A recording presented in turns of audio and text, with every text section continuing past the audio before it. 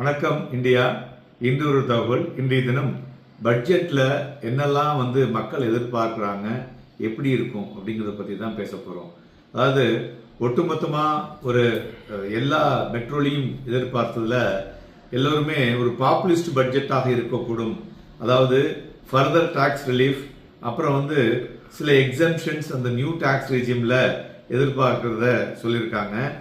அதுமாரி இந்த digital capture வியூவில் என்ன சொல்லியிருக்காங்கன்னு பார்த்தீங்கன்னாக்க, நிறைய பேர் tax rate for middle class இன்னும் குறைக்க வேண்டும், அது மாதிரி இந்த டாக்ஸ் எக்ஸம்ஷன் இதையும் இன்க்ரீஸ் பண்ணணும் அப்படின்னு கேட்டிருக்காங்க.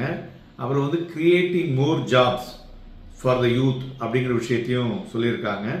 தேர்ட் பார்த்தீங்கன்னா ஹெல்த் அண்ட் எஜுகேஷன் இன்னும் ஃபர்தராக கவர்மெண்ட் அதில் இம்ப்ரூவ் பண்ணணும் அப்படின்னு சொல்லியிருக்காங்க.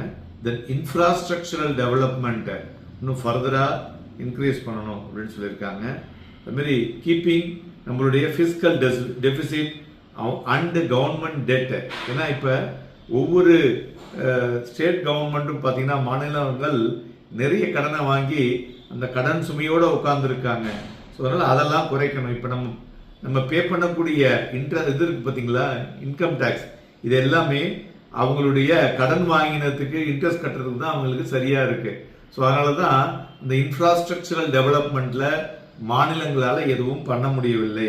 தென் என்விரான்மெண்டல் இஷ்யூஸ், இப்போ நமக்கு பாருங்கள், நம்மளுடைய சீதோஷ்ணங்கள் ரொம்பவும் மாறி இருக்கு இல்லையா, இதெல்லாத்தையும் சரி செய்வதற்கு கவர்மெண்ட் அதுக்கு உண்டான ஃபோக்கஸையும் கொடுக்கணும். அதேமாரி இந்த புவர் அண்ட் மார்ஜினைஸ்டு இன்புட்ஸில் ஸ்கீம்ஸை சரியாக பண்ணி ஸ்கில் டெவலப்மெண்ட்டை இன்க்ரீஸ் பண்ணணும் அப்படின்னு சொல்லியிருக்காங்க.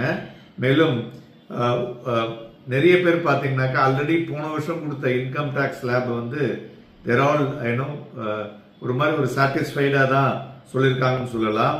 ஸோ மேலும் என்ன சொல்கிறாங்கன்னாக்க, இந்த டெய்லி லைஃப்ஸுக்கு பார்த்தீங்கன்னாக்க ஒரு மிடில் இன்கமில் இன்னும் அந்த ஒரு அழுத்தங்கள் இருக்கிறதுனால டேக்ஸ் ஸ்லாப்பில் ஃபர்தர் மோர் கொடுத்தாக பெட்டராக இருக்கக்கூடும். ஸோ ஸ்டில் அந்த priority for ahead of the பட்ஜெட்டில் வேணும் அப்படிங்கிற மாதிரி சொல்லியிருக்காங்க. அதுமாரி இந்த பாப்புலிசம் இந்த பட்ஜெட்டில் அதிகமாக இருக்கக்கூடும். ஏன்னா நிறைய மாநிலங்களில் எலெக்ஷன் இருக்கு இல்லையா, அதனால் பாப்புலிஸ்டாக இருக்கக்கூடும்.